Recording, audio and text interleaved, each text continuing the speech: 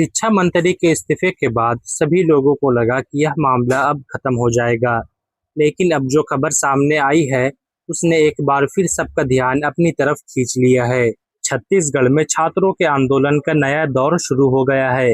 अब सवाल उठ रहा है कि क्या यह आंदोलन फिर से तेज होने वाला है और क्या यह सिर्फ एक राज्य तक रहेगा या आने वाले दिनों में दूसरे राज्यों में भी इसका असर देखने को मिल सकता है।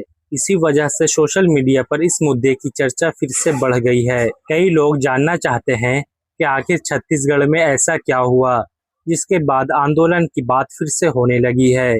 सबसे बड़ी बात यह है कि यह पूरा मामला शिक्षा से जुड़ी मांगों को लेकर फिर से चर्चा में आ गया है। इसी बीच कई छात्र संगठन ने भी अपनी आवाज उठानी शुरू कर दी है। अब लोगों की नजर इस बात पर है कि आगे क्या होने वाला है। क्या सरकार की तरफ से कोई नया फैसला आएगा या फिर छात्रों की तरफ से और बड़े कदम देखने को मिलेंगे। आज की इस वीडियो में हम सिर्फ ताज़ा और आधिकारिक जानकारी की ही बात करेंगे।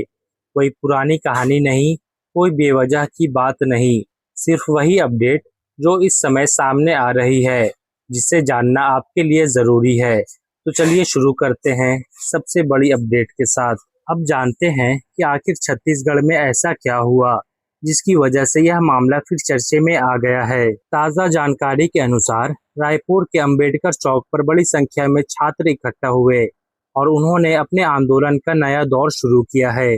प्रदर्शन कर रहे छात्रों ने राज्य के शिक्षा मंत्री गजेंद्र यादव के इस्तीफा की मांग उठाई है। उनका कहना है कि शिक्षा से जुड़े कई मुद्दों पर अभी भी कार्रवाई की जरूरत है। छात्रों का कहना है कि केंद्रीय शिक्षा मंत्री के इस्तीफे के बाद उन्हें लगा कि अब राज्यों में भी जवाबदेही तय होनी चाहिए। इसी वजह से उन्होंने अपनी मांगों को लेकर फिर से प्रदर्शन शुरू किया है।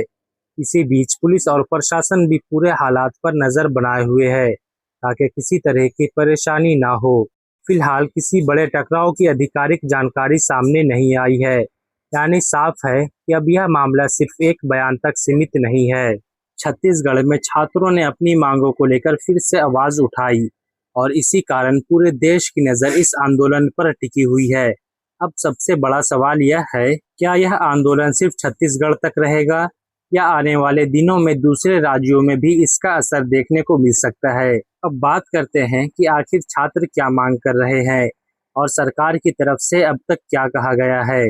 प्रदर्शन कर रहे छात्रों का कहना है कि उनकी मांग सिर्फ एक व्यक्ति के इस्तीफे तक सीमित नहीं है। उनका कहना है कि शिक्षा से जुड़े जिन मुद्दों को लेकर उन्होंने आवाज उठाई थी, उन पर साफ और ठोस कदम उठाए जाने चाहिए। इसी वजह से उन्होंने आंदोलन को आगे बढ़ाने का फैसला किया। दूसरी तरफ इस प्रदर्शन की तस्वीर और वीडियो सोशल मीडिया पर तेजी से शेयर किया जा रहा है। कई लोग छात्रों का समर्थन कर रहे हैं, जबकि कुछ लोगों का कहना है कि अब बातचीत के जरिए समाधान निकाला जाना चाहिए। यानी इस मुद्दे पर लोगों की राय अलग अलग है। अब बात करते हैं सरकार की। तो फिलहाल राज्य सरकार की तरफ से ऐसी कोई आधिकारिक घोषणा नहीं की गई है कि शिक्षा मंत्री इस्तीफा देंगे या छात्रों की सभी मांगे तुरंत मान ली जाएगी। प्रशासन का पूरा ध्यान इस बात पर है कि कानून व्यवस्था बनी रहे और किसी तरह की गड़बड़ी ना हो।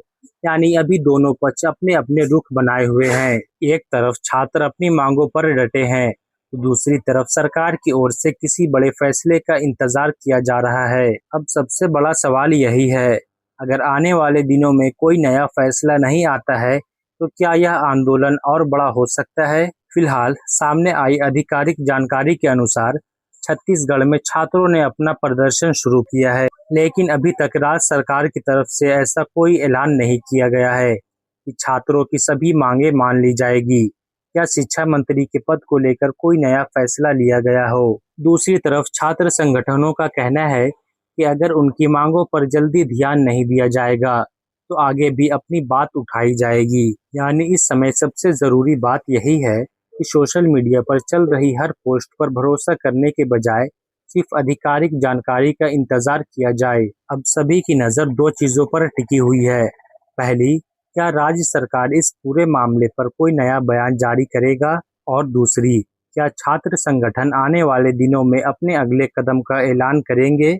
अगर इनमें से किसी भी तरह की कोई नई घोषणा होती है तो इस पूरे मामले की दिशा बदल सकती है। इसी वजह से प्रशासन भी हालात पर नजर बनाए हुए है और आगे की स्थिति के अनुसार फैसला लिया जा सकता है। यानी फिलहाल कोई अंतिम फैसला नहीं हुआ है। अब हर किसी को अगले आधिकारिक बयान का इंतजार है।